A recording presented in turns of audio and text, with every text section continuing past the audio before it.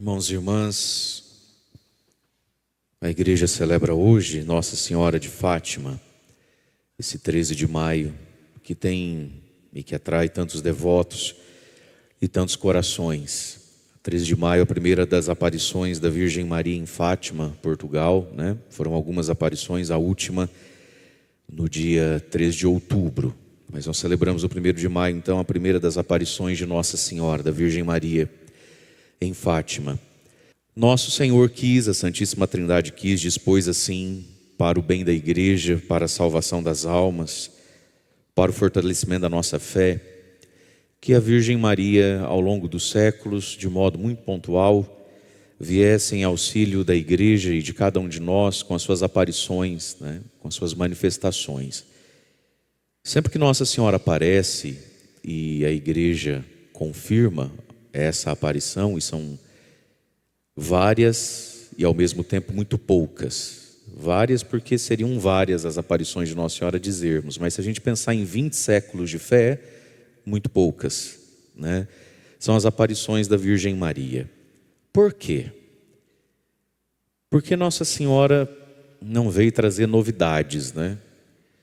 As aparições de Maria, todas elas têm um fundamento, e por mais que algumas fiquem mais famosas do que outras, como é Nossa Senhora de Fátima, talvez a mais portentosa das aparições, a essência do que acontece nessas aparições é justamente repetir e reforçar o Evangelho que já está escrito e o que a igreja sempre pregou a respeito do Evangelho. Então, quando nós pensamos na aparição de Nossa Senhora em Fátima, e é uma aparição bastante portentosa, não é? Cheio de prodígios, milagres, sinais, com uma mensagem e tudo. Mas o que Nossa Senhora ali fez e ali disse é reforçar os aspectos do Evangelho, da centralidade, da necessidade de nós nos atentarmos para a nossa salvação. Então, a penitência, a oração e a vida sacramental. Mas nisso tudo, Deus também nos dá, através de Maria, a própria Virgem Maria como um presente a nós, como um auxílio nesse caminho. Coisa que o próprio Jesus já tinha feito na cruz, através do discípulo João. Filho, eis aí a tua mãe. E essa mãe, que é a Virgem Maria, sobretudo em Fátima, né? Aparece para dizer e para falar da misericórdia, mas também da justiça de Deus Pai, né? As revelações sobre o inferno, sobre a perdição das almas. Portanto, uma mãe que, muito mais do que ficar protegendo o filho do papai que vai chegar, uma mãe que, ao invés de mentir para o pai, para o filho não levar puxão de orelha. E que triste, que vergonha, quantas mães, inclusive de igreja, são assim, né? Só negam do pai o lugar do pai, não deixa o pai ser pai, né? A mãe que encobre tudo, mente tudo, vem cá filhinho, papai é mau, né? Papai é ruim. Mamãe que te entende, mamãe vai cuidar de você, mamãe, né? Mamãe protege, mamãe dá migué na casa. Sobretudo em Fátima, Nossa Senhora é uma mãe que vem dizer aos filhos o que o pai vai fazer e ela não tem como evitar, né? Uma mãe que deixa muito claro as coisas. E pensar que tudo isso foi revelado e dito, reforçado a 3 crianças, os 3 pastorzinhos de Fátima, que tiveram a visão do inferno. Porque, meus irmãos, a nossa salvação é o assunto mais importante da nossa vida. A nossa vida tem muitos assuntos importantes, né? Hoje é uma segunda-feira e talvez você acordou e já está aí com 1000 assuntos importantes na cabeça. Todos nós temos uma semana pela frente, um início de semana, hoje uma segunda-feira braba. Todos nós temos 1000 assuntos, mas o assunto mais importante da nossa vida é a nossa salvação. E a gente não pode se perder disso, né? Então Nossa Senhora ensinou a importância do terço e do rosário para termos a ela como uma mãe, que nos prepara para a chegada do Pai, né? Para a chegada do Pai em casa. Como uma mãe que diz para os filhos, então, vamos arrumar essa bagunça, vamos todo mundo tomar banho, né? Solta o pescoço do seu irmão, para de brigar, papai está chegando. É isso que Nossa Senhora veio fazer e veio ensinar. Mas sobretudo veio se colocar também a nós como companheira. Nós temos Maria como mãe e companheira. E nós podemos nos relacionar com Nossa Senhora através da devoção. E devoção é uma prontidão interior para imitar. É isso que significa dizer sou devoto. Devoção significa uma prontidão interior para imitar e para se relacionar. E sobretudo com Nossa Senhora, a devoção que pode ter o aspecto de ter uma imagem bonita em casa e não aquela sua imagem que está sem a ponta do dedo, a ponta do nariz e a teia de aranha subindo, né, em direção à lâmpada. Que devoção mais feia é essa, né? Mas sobretudo a devoção da oração, do terço, do rosário, onde Nossa Senhora prometeu tantas coisas. Nós ouvimos ali no primeiro oremos da missa de hoje, falando desse aspecto, o quanto nós, nos unindo a Maria, podemos oferecer em favor do mundo e do reino de Deus, da igreja, as coisas cotidianas da vida, os sofrimentos que não tem como não sofrer e as orações que a gente pode fazer. Então, meus irmãos, nós precisamos conviver com as pessoas, dar bom conselho às pessoas. Muitas vezes a gente tem que exortar e puxar a orelha das pessoas, mas junto com isso, interceder. E o terço, no fundo junto com uma grande oração de meditação, quando a gente reza o terço meditando os mistérios gozosos, gloriosos, enfim, o terço é uma grande oração de intercessão por nós, por aqueles que trazemos o nosso coração e pelo mundo inteiro. E a Virgem Maria ensinou também em Fátima a necessidade dos sacramentos e da Eucaristia. Toda essa manifestação de Nossa Senhora foi preparada pela aparição do anjo, do anjo de Portugal, que apareceu aos 3 pastorinhos, trazendo a eles o Santíssimo Sacramento, a hóstia consagrada e o cálice, e ensinou a eles aquela oração de reparação. Meu Deus, eu creio, adoro, espero e amo-vos, peço-vos perdão por aqueles que não creem, não adoram, não esperam e não vos amam. Essa oração faz parte do conjunto das aparições e das manifestações de Deus em Fátima. Essa oração de reparação ao coração eucarístico de Jesus. Às vezes a gente pensa em Nossa Senhora de Fátima, e a gente pensa no Imaculado Coração de Maria, a devoção dos 5 primeiros sábados, Fazer o primeiro sábado de cada mês, por 5 meses seguidos, em honra ao Imaculado Coração de Maria e em desagravo às ofensas que a Virgem Maria sofre até hoje. Mas o Imaculado Coração de Maria está profundamente ligado ao coração eucarístico de Jesus. Porque toda devoção, meus irmãos, tem que nos apontar para Jesus Cristo, nosso Senhor e Salvador. Então Maria é mãe de todos nós, é nossa companheira, e com ela e através dela Deus santifica a nós e acolhe a nossa intercessão pelos nossos e reforça em nós a verdadeira devoção, que é uma prontidão interior para imitar na santidade e na entrega a Jesus Cristo. E nós estamos agora nessa 7ª semana do tempo da Páscoa, que vai se encerrar com a solenidade do Pentecostes. E aí a palavra de Deus hoje tem algumas coisas muito importantes para nós meditarmos. A primeira leitura que nós ouvimos, Atos dos Apóstolos, capítulo 19, versículos de 1 a 8. Nós temos aqui mais uma experiência missionária de Paulo, agora quando ele chega em Éfeso, depois de ter passado e vivido quase 2 anos em Corinto. Paulo sai da comunidade de Corinto, que é onde temos as cartas na Bíblia aos Coríntios, e vai a Éfeso. E aqui, nessa primeira leitura, nós somos convidados a olharmos para o Espírito Santo. Primeira leitura da missa de ontem, da solenidade da Ascensão, Jesus falava de uma promessa, João Batista batizou com água, vocês serão batizados com o Espírito Santo dentro de poucos dias. Aí acontece o Pentecostes. Esse texto de Atos dos Apóstolos está pós-Pentecostes já há vários anos.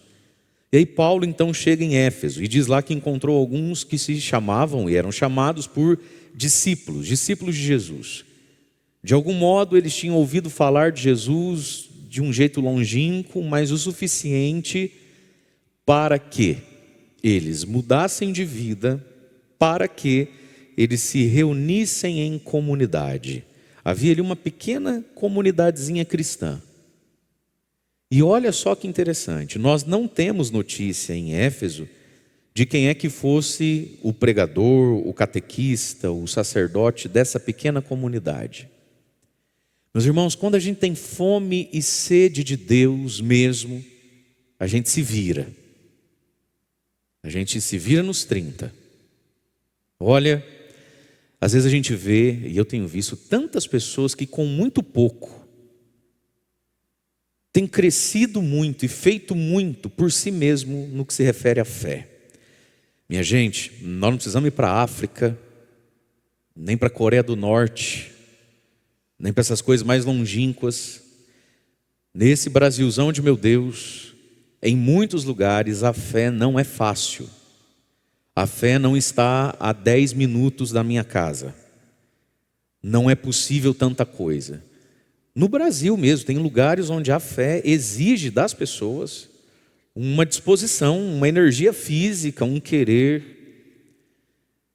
Nesse nosso Brasil existem muitos lugares onde a fé está raleada, está mortinha, onde as circunstâncias para a fé não são as melhores.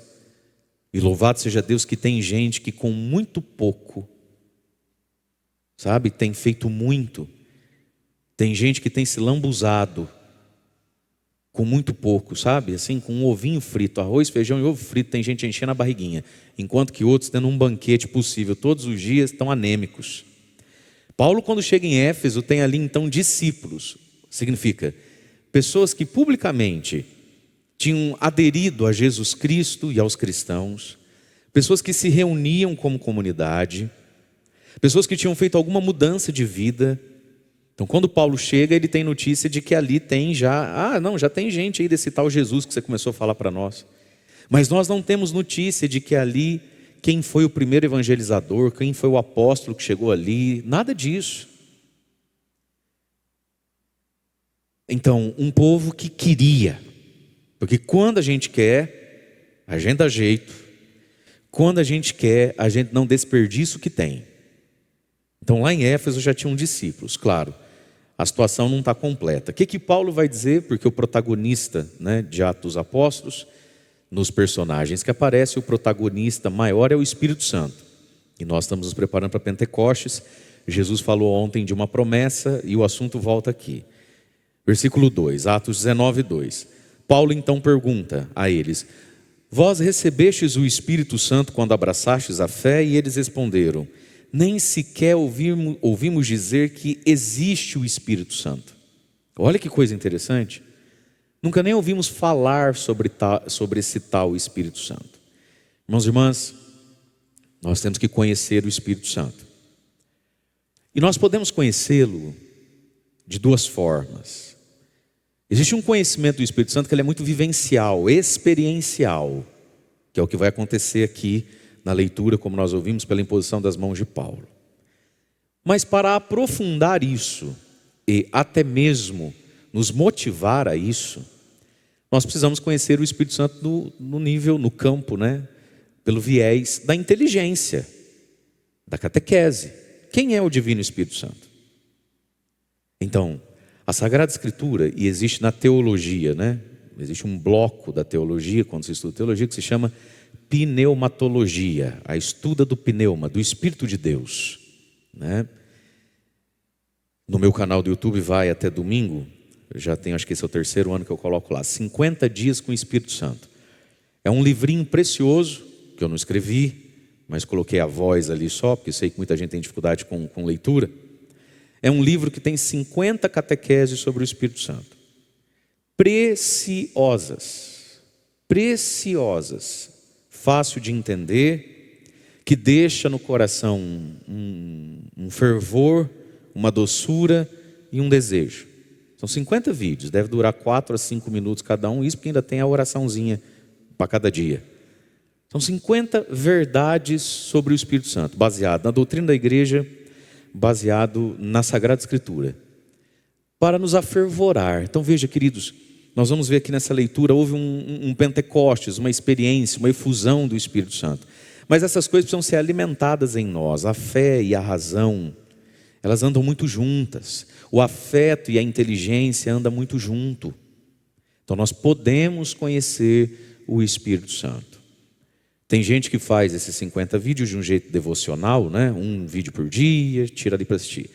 Mas depois, se você quiser, maratona lá, porque 5 minutinhos cada um, 4 minutos e meio cada um, assiste 10, 15 num dia, tira meia hora por dia, em 3, 4 dias você resolve tudo isso. São 50 catequeses sobre o Espírito Santo. Nós vamos conhecê-lo. Olha o que disseram esses discípulos. Mas nem sequer ouvimos dizer que tem Espírito Santo. E meus irmãos, sem o Espírito Santo, nós não temos força, não temos vigor, não temos sabor na fé e não temos a perseverança da fé. Então Paulo perguntou àqueles nobres homens, né, de tão grande boa vontade: que batismo vocês receberam? Eles responderam: o batismo do João Batista. Gente, de novo, quem quer dá jeito. O que estes homens tinham? Eles tinham visto e conhecido a quem? João Batista. Eles tinham ido de Éfeso a Jerusalém se batizar nas águas de João Batista. Olha que dificuldade que era isso. Olha que sede, olha que desejo. Mas aí ficou subentendido então que talvez ouviram João Batista dizer: eis o Cordeiro de Deus que tira o pecado do mundo. Então talvez eles escutaram uma ou outra pregação de Jesus na planície. Numa dessa comeram do pão da multiplicação dos pães e tiveram que voltar para sua terra. E eles conservavam e não perdiam e não deixaram morrer muito pouco da fé que tinham recebido, mas estava ali dentro, vivo dentro deles, numa solidão, né? Porque lá em Éfeso nenhum apóstolo tinha ido pregar ainda. Mas ao mesmo tempo que havia essa solidão, no sentido de que nem de longe eles tinham tudo que os outros lugares que tinham a fé tinham para viver a fé, eles não eram tão solitários assim. Por quê? Porque era um grupo de discípulos. A igreja vive também com as multidões, né? Vive também com os grandes números, as grandes assembleias. Você vem numa missa, final de semana, tudo cheio. A gente gosta de coisas que tem muita gente, porque isso faz parte da evangelização. Mas vamos refletir um pouquinho sobre isso aqui, todos nós. Sei que é segunda-feira de manhã, você está nesse... Mas vamos lá, porque isso é importante. Então, Éfeso era das comunidades até então a mais simples, a mais desprovida e a que não tinha um grande nome. Você viu ali no início da leitura, enquanto Paulo estava em Corinto, enquanto Apolo estava em Corinto, então Paulo resolveu se despedir de Corinto e ir para um lugar que ele nunca tinha ido, chamado Éfeso. Apolo é um grande nome da igreja primitiva. Mas veja, então Éfeso era a menor, a mais desprovida e a única que não tinha, se a gente quisesse comparar com um time de futebol, a única que não tinha um craque, não tinha um camisa 10, não tinha um para desequilibrar o jogo. Era tudo gente muito simples. Por um lado, então, muito desprovida. Mas por outro lado, aquele grupinho era muito forte, porque unidos entre eles. Aqui é o valor da comunidade cristã. Aqui é o valor, meus irmãos, de na fé não sermos sozinhos. A importância do irmão na minha fé. Quando Paulo chega então à menor das comunidades, à mais simples e à única que não tinha ninguém acima da média, esse povo conseguiu sobreviver da pregação de João Batista. Porque quem quer, dá jeito. Mas Deus deu a eles uma sabedoria, né? Ao invés de cada um crer na própria casa, por que de vez em quando vocês não se reúnem? E não precisa ter um Paulo para se reunir. Precisa? Quantos Paulo tem disponível por aí? Não precisa ter um Apolo. Quantos Apolo tem por aí? Porque onde 2 ou 3 se reúnem em meu nome, eu estou no meio deles. Quando nós nos reunimos, irmãos e irmãs, no nome de Jesus Cristo e ao redor da sua palavra, Ele se faz presente. E por óbvio, eu estou conversando com gente inteligente aqui, tanto aqui quanto em casa, que não vai pegar esse trecho para dizer: então não precisa ir na missa, né? Eu reúno com a minha vizinha lá. Precisa ficar até meio-dia aqui explicando as entrelinhas? Não, né? Quem é inteligente? Erga a mão para eu ver. Pode erguer que você também é, filha. Isso, eu te conheço. Glória a Deus por isso. Mas veja, aqui tem um ensinamento. O valor da comunidade, o valor dos irmãos, e ninguém precisa ser acima da média para que a fé sobreviva. Mas aí vem aqui então o batismo de João, e aí Paulo vai dizer, mas João administrava um batismo de conversão, dizendo que o povo acreditasse naquele que viria depois, isto é, em Jesus. Então agora, ouvindo isso, eles recebem o batismo cristão. E aí Paulo então impõe as mãos e confirma neles aquilo que o próprio batismo já dá, o Espírito Santo. Isso aqui é um preâmbulo do sacramento do crisma, o confirmar o Espírito Santo na pessoa, que já é dado no batismo, mas de modo próprio, se a gente quisesse, mais denso, pelo sacramento do crisma.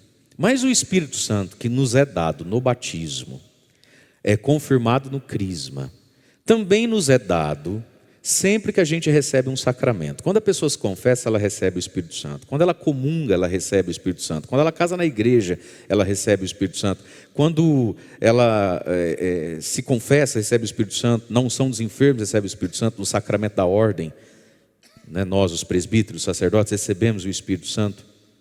E o Espírito Santo nós recebemos também quando rezamos.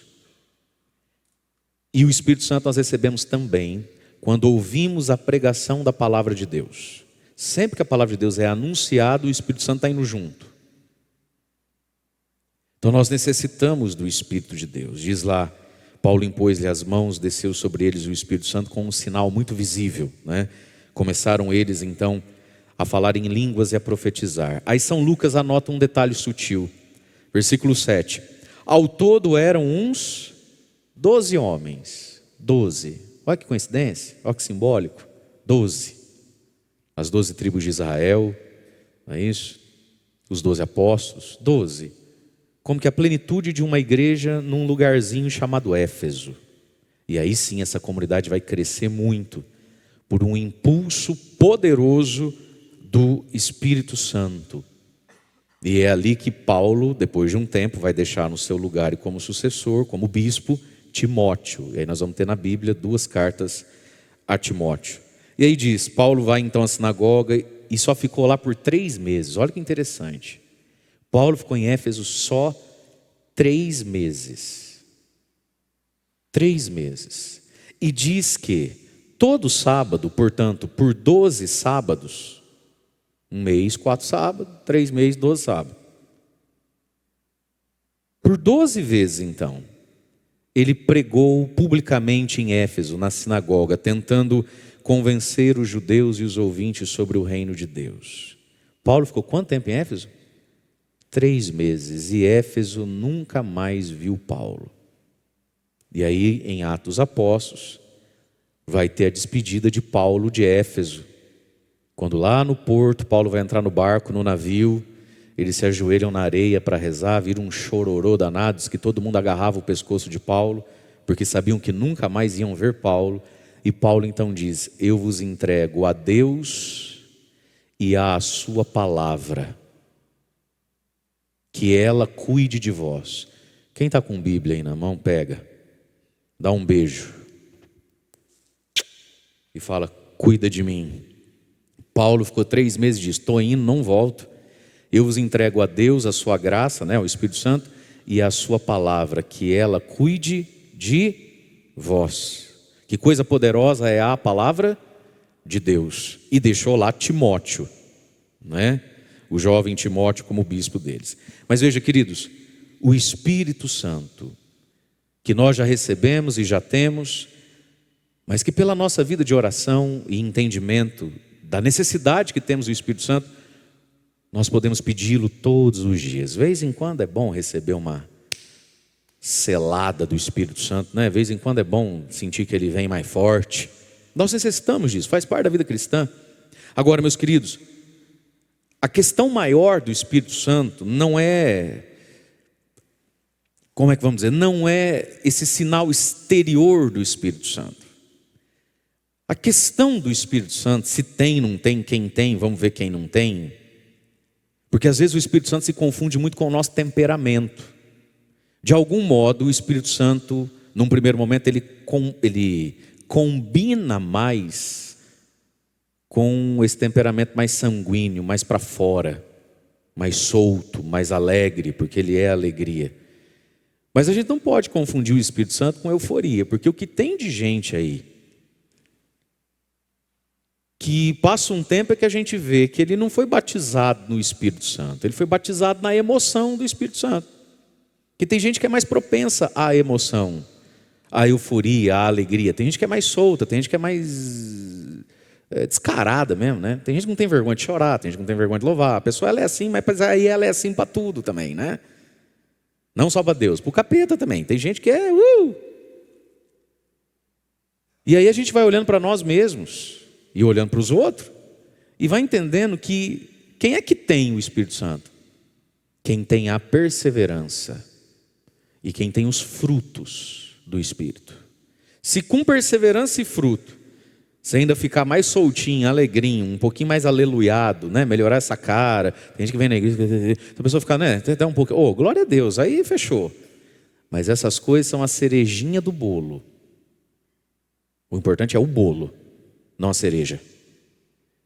Então, para a gente saber a quantas anda a nossa vida com o Espírito Santo, não fiquemos nos avaliando, nem nos medindo por arrepio, por lágrima, por tremedeira, por cair no chão e nem por língua estranha.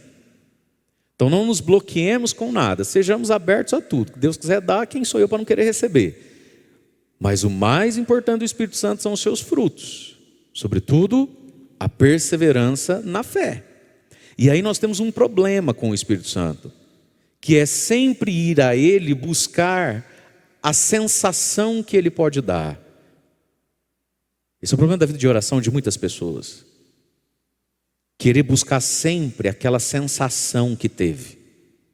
Aquela sensação que você teve, que eu tive, Deus nos deu para testificar o valor e a realidade do Espírito Santo. Você não precisa sentir isso toda vez, e vou dizer, não precisa sentir nunca mais. Porque a questão é o fruto do Espírito. E a fé, meus irmãos, ela não sente, a fé ela sabe. Então eu não sinto nada, mas sei que se eu rezo um vinho de Espírito Santo, ele veio. Eu não senti nada, mas ele veio. Eu não preciso sentir para saber o que a fé diz. E não foi Jesus que disse: se vós que sois maus sabeis dar coisas boas aos vossos filhos, quanto mais o Pai do céu não dará o Espírito Santo a todo aquele que o pedir.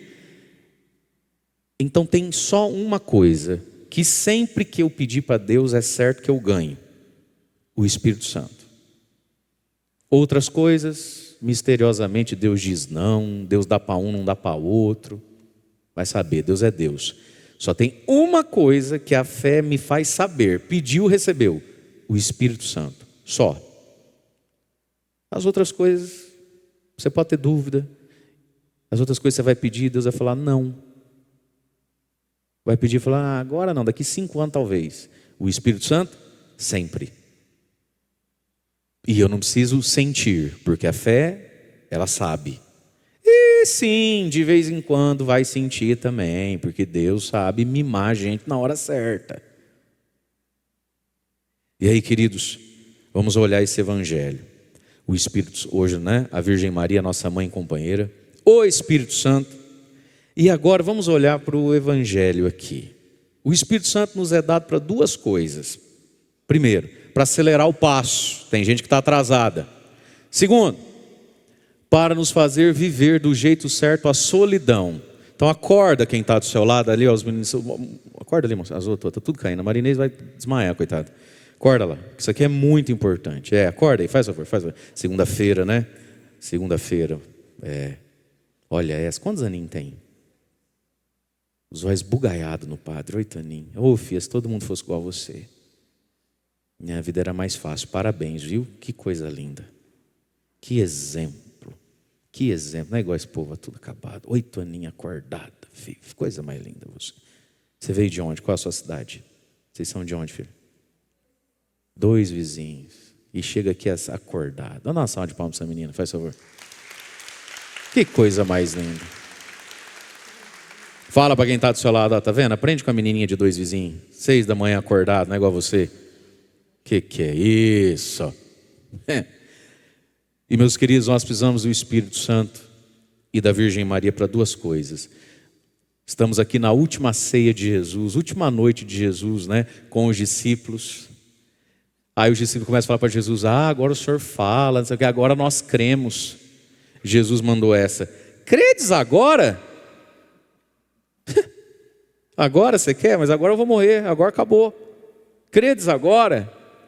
Essa nossa lerdeza. E essa lerdeza, meus irmãos, que é fruto e filha do desperdício, que vem desse não entrarmos em nós mesmos. Meus queridos, é possível passar a vida toda desperdiçando a vida e não aprender nada com a vida. Você vê isso. Você não fala às vezes para um: escuta, você não aprendeu nada com tudo que você já passou? Não aprendeu. Porque a gente pode viver na vida disperso, sem nunca entrar dentro de nós mesmos. Então esse credes agora, de onde é que vem essa lerdeza? Muitas vezes, não só, muitas vezes vem da gente viver fora de nós. Como é que Deus trabalha para que a gente possa ter fé? Com a vida. A fé, ela vai sendo construída em nós, na somatória das coisas. Das pregações que você escuta, das dores que você tem, dos sucessos que você tem, das graças que você alcança, dos não que Deus dá. É a vida acontecendo. E quando é que tudo isso vai produzir em mim a fé? E Jesus diz: mas você vai crer agora? Então, meus queridos, existe uma coisa muito importante para um ser humano que quer ficar maduro e crescer na fé, que chama meditação. A gente precisa entrar dentro de nós. O que eu estou aprendendo? O que eu estou entendendo? Como é que eu estou? Eu estou bem? Eu estou mal? Misericórdia, já é segunda-feira de novo. Não é assim a nossa vida? Nossa, já faz 15 dias que a gente foi na casa da tia fulana e foi... Nossa, gente, não é assim? Nossa, 30 anos que o Senna morreu? Jesus, já há 30 anos que o Senna morreu? 30 anos que o Senna morreu. E tudo isso Deus nos permite viver e estarmos vivos para ter a fé. Agora, como é que eu vou ter fé se eu nunca entro dentro de mim e nunca rezo a vida que está acontecendo diante de mim? E tem gente que desperdiça uma vida. A vida nunca entra dentro dele. A pessoa vive de sentir raiva, sentir nervoso, e fofocar, e reclamar. Olha, nós vamos ter fé, e Jesus está dizendo: antes tarde do que nunca. Mas quanto desperdício, já podia estar, essa fé já podia ter chegado antes. Então nós precisamos do Espírito Santo e da Virgem Maria como mãe e mestra, para a gente acelerar um pouquinho, meus irmãos, o nosso processo de fé. E para quê? Para que a gente não tenha que sofrer de novo o que já sofreu para aprender a ter fé. Percebe? Sobre tudo isso, nós vamos sofrer de novo até aprender. Sabe, se você não cansa de apanhar, Deus não vai cansar de bater. Isso aí você pode ficar certo. Nem a vida. O dia que você cansar de apanhar, Deus para de bater. Credes agora? Então nós vamos aprender no nível da fé, a partir da fé as coisas. Segundo motivo para ter o Espírito Santo: a solidão, que faz parte da existência de cada um de nós. Meus queridos, é muito bom a gente andar junto, a gente ter comunidade, ter amigos. Mas, meus amados, na porta da fé, que precisa ser atravessada antes da morte, ninguém passa acompanhado, só se passa sozinho, porque só cabe um. Quando Jesus disse assim: a porta é estreita, não é isso? Passai pela porta estreita, a porta larga é do inferno, passa pela porta estreita. Nós vamos entender 2 coisas sobre a porta estreita. Uma, que ela é estreita mesmo, e que eu vou ter que murchar a barriga para passar. Muita coisa precisa ficar do lado de fora, senão não passa. Segunda coisa da porta estreita: uma vez que ela é estreita, não passa 2 ao mesmo tempo. Passa só você. E na vida é assim. Talvez você já fez essa experiência de ir no hospital ter que fazer uma cirurgia, você? Aí você está ali esperando o médico, o anestesista, tem 2 ou 3 ali com você, né? Ai, vai dar nada não, imagina, tudo certo. Isso aqui, né? Tem sempre uma mãe com um terço na mão e todo mundo, nananana. Aí chega a enfermeira. E você vai naquele corredor sozinho, mamãe não vai junto, esposo, vovó, a filha. É sozinho que você sobe aqui lá. Não é isso? É sozinho. É você que vai tomar aquela anestesia no pé da coluna ali. Que sangue de Jesus aquilo. É você. Então, meus queridos, Jesus disse aqui, ó: eis que vem a hora e já chegou, vai cada um para um lado, em que vós vos dispersareis, cada um para o seu lado, e me deixareis só, mas eu não estou só. O Pai está comigo. Vocês me deixarão só. E veja, Jesus não falou isso aqui brigando, dando chilique, metendo o dedo na cara, humilhando ninguém. Por quê? Porque na cruz de Jesus cabia quantas pessoas? Jesus. Ele sabia disso. Isso aqui, meus irmãos, é tão libertador. Você entender que o azar é seu, não meu. Você plantou, você colhe. E não desanima não, porque se o azar é seu, a sorte também é só sua, não é minha. Então veja, os discípulos vão deixar Jesus sozinho. Porque, meus irmãos, na nossa vida tem coisa que por mim só eu posso viver, só eu posso passar. E não adianta eu querer trazer alguém para dentro da minha dor, para dentro do meu sofrimento ou para dentro do meu sonho. É você que se vira com Deus. Você não está só. O Pai está com você. O Espírito Santo mora em nós.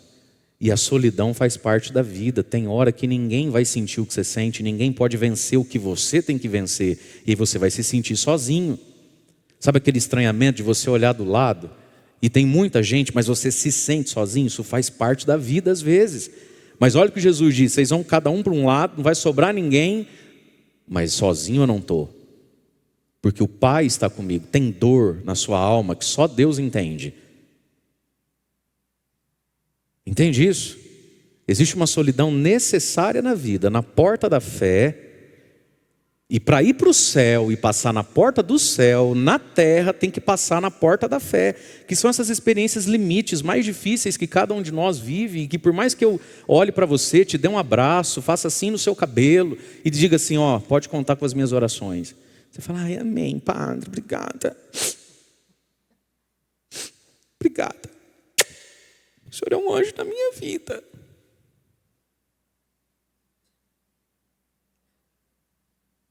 Mas eu e você sabemos, você está sozinho. Eu posso ser um querido, eu posso pôr a mão na sua cabeça, mas a cruz é tua, não é minha. Eu vou só aqui só torcendo, como os parentes vão torcendo quando você vai lá subir no corredor do hospital, indo lá para o centro de cirurgia, você só vai aqui vendo sumir de longe, e você vai torcendo, vai rezando, vai intercedendo, tudo isso tem valor. Mas meus irmãos, não infernizemos os outros.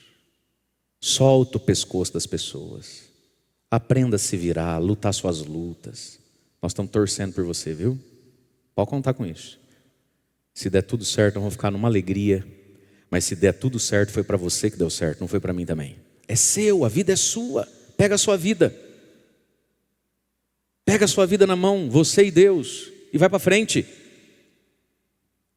Porque na vida tem uma porta estreita e a gente precisa passar por isso. A porta da renúncia, a porta da abnegação, a porta de matar essa desgraça desse ego que nos atrapalha, nos atrasa e nos faz bobos. É você que vai ser moído aí, sozinha, sozinho. E todos nós seremos. Só que sozinhos é um por vez e Deus está sem pressa. Mas eu não estou só porque o Pai está comigo. Ah, ninguém me entende. É verdade, só Deus mesmo para te entender. E para te aguentar também, né? Nossa Senhora. Então, essa é a vida. Só Deus me entende, sabe? Isso é verdade. Por que você fala essa verdade tão azeda assim? Por que você fala essa verdade, meu amigo, com tanta ira e revolta? É que ninguém acolhe nós, não, ninguém entende, só Deus mesmo para entender nós. Isso, filósofo. Verdade, Freud. Só Deus mesmo. Para que fala isso com tanta espuma de raiva? É verdade mesmo.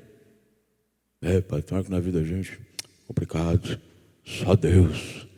Só Deus. Bora aceitar sem tanta dor, sem tanto... Porque sim, só Deus. E nós vamos viver momentos da nossa vida onde vai sobrar o quê conosco? Quem, né? Deus, o Espírito Santo. Por isso Jesus disse-vos essas coisas para que vocês tenham paz em mim. No mundo tereis tribulações. Coragem, eu venci o mundo. Venceu o mundo com quem? Com Deus. Portanto, meus irmãos, peçamos ao Espírito Santo um pouco mais de velocidade e um pouco mais de paz com a nossa solidão da existência. É normal, está tudo certo. Mas se a gente tiver fé, quando todos faltarem, não estou só, o Pai está comigo.